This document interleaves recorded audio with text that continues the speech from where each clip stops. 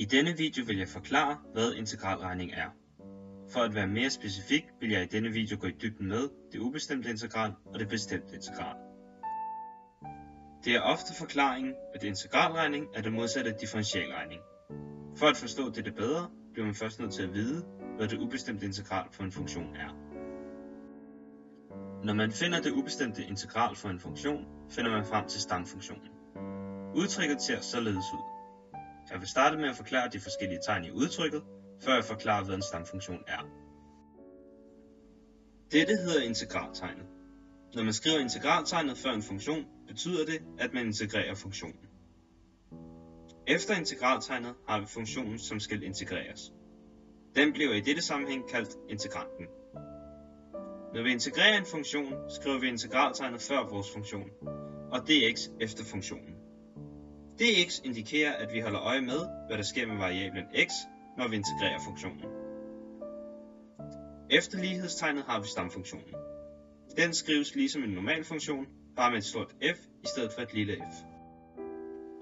Nu hvor jeg har forklaret, hvad de forskellige tegn betyder, kan jeg gå i dybden med det ubestemte integral.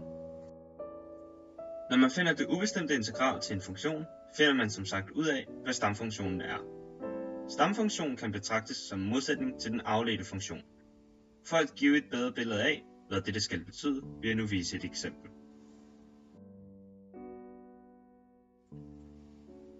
I dette eksempel har vi en funktion, som hedder ax plus k. Når vi differentierer denne funktion, får vi den afledte funktion a.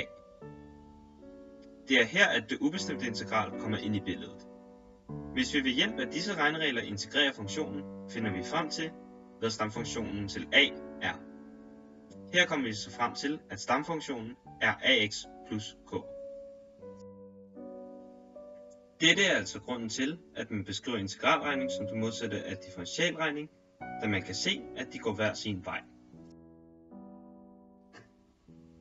Nu hvor jeg har forklaret, hvad den ubestemte integral er, vil jeg forklare det bestemte integral. Når man udregner et bestemt integral, integrerer man funktionen over et bestemt interval. Stamfunktionen svarer til arealet imellem en graf og x-aksen. Det bestemte integral svarer derfor til at finde arealet for et givet interval.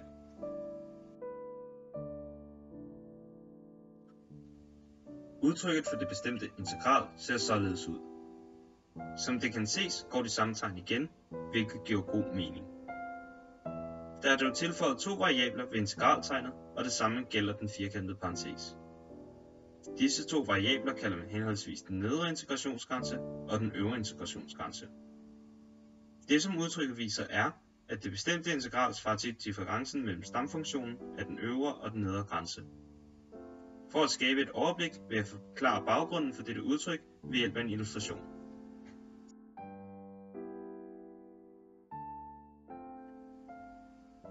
Som det kan ses på denne illustration, så er det værdien af det afmærkede område store A, vi gerne vil finde frem til.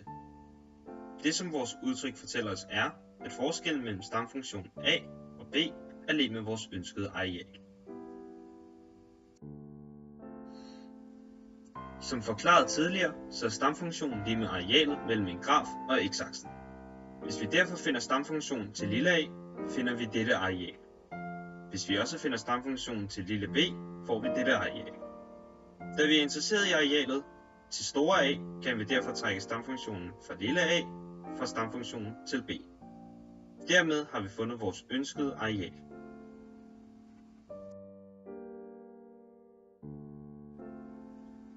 Jeg har hermed forklaret det ubestemte integral og det bestemte integral. Jeg håber, at denne video var til nytte, og takker for opmærksomheden.